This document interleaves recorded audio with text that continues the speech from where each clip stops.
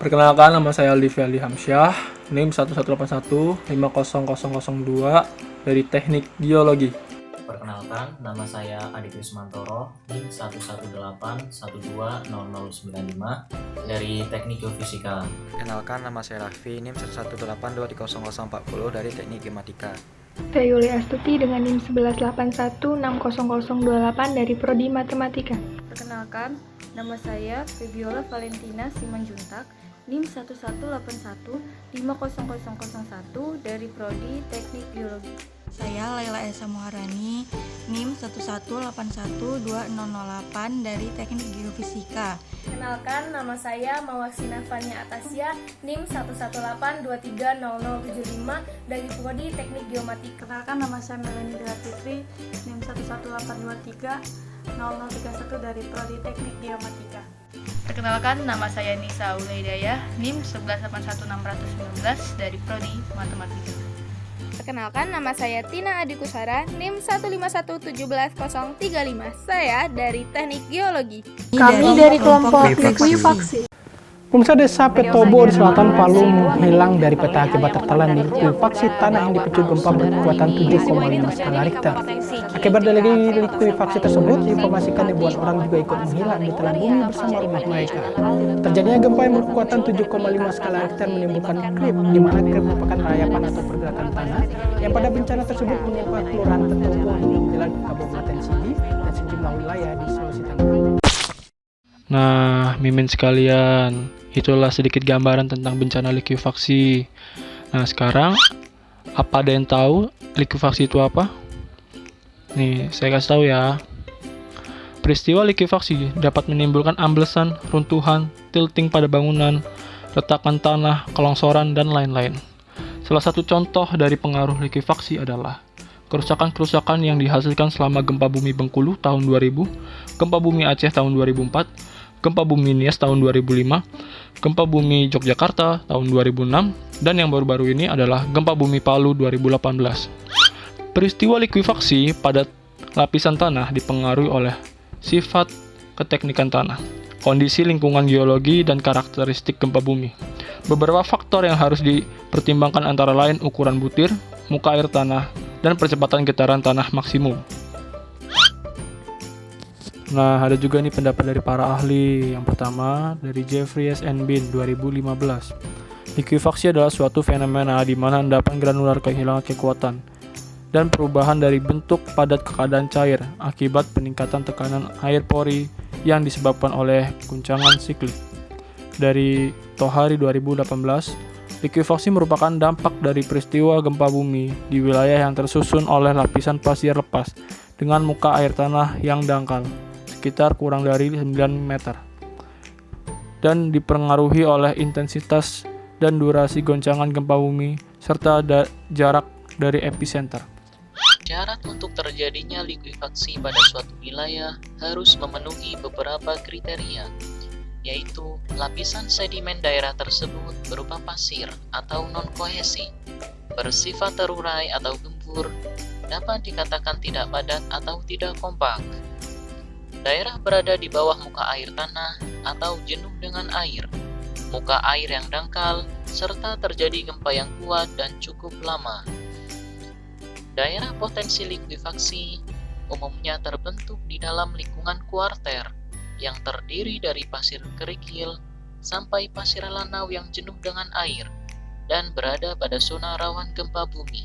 Demo likuifaksi. Likuifaksi adalah fenomena yang terjadi ketika tanah yang jenuh atau agak jenuh kehilangan kekuatannya akibat adanya tegangan.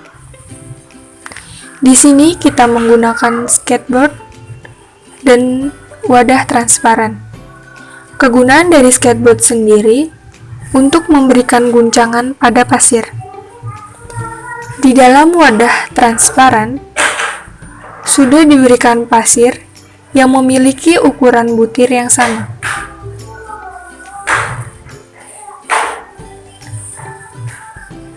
Konstruksi yang digunakan pada percobaan ini berupa dua prototip rumah dengan salah satunya menggunakan tiang pancang.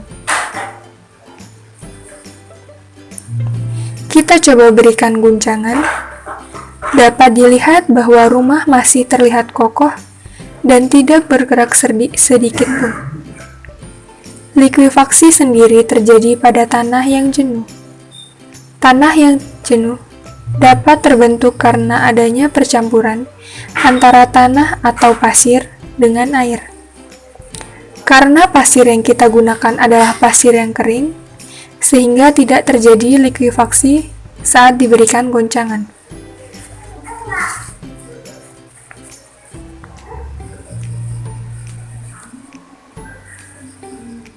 Untuk selanjutnya, kita membuat sebuah gundukan di mana sisi yang rendah kita berikan sedikit air.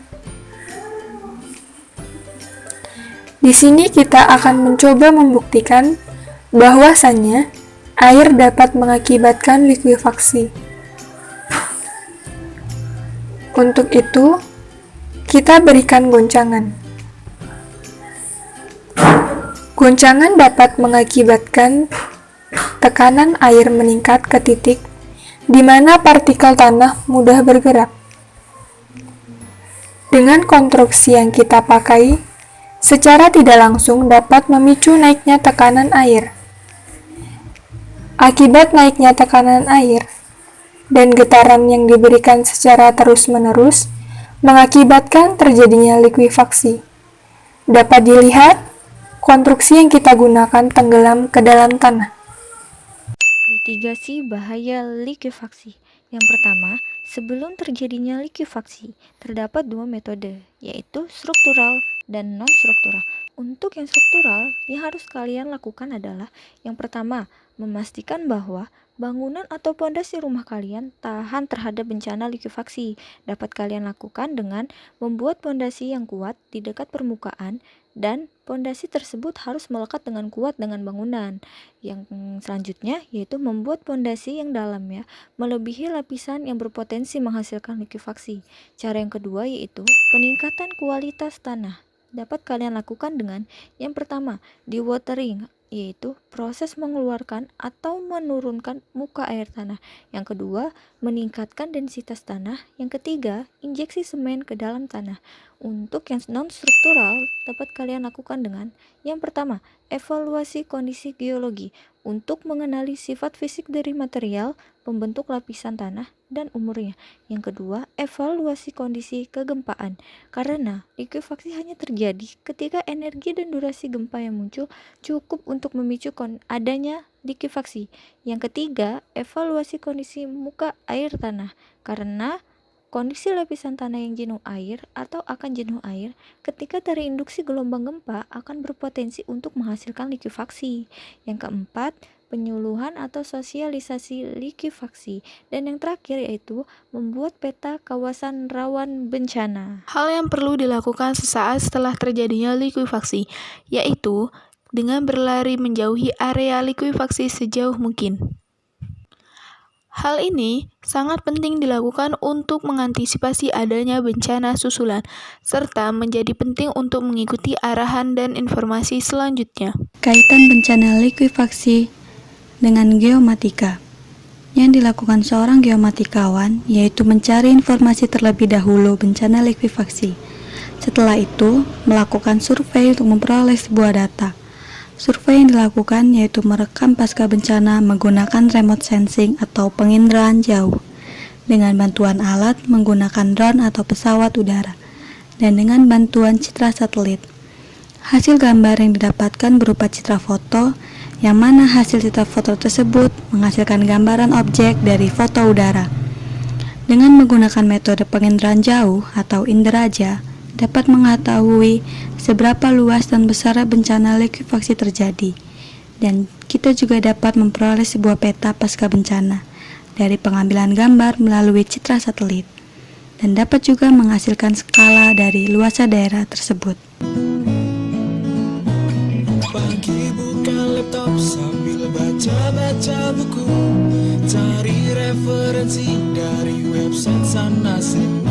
Sudah sungguh-sungguh ku kerjakan, ternyata masih saja revisi. Wahai Jangan tanya wisuda kapan, cepat ataupun lambat ya, terserah aku. Yang penting ku selalu terus berdoa agar tahun ini diwisuda. Pak dosen, Bu dosen, mudahkan bimbinganku, hargailah susah payah perjuanganku. Ku ingin tahun ini segera diwisuda agar lulus lalu cepat bekerja.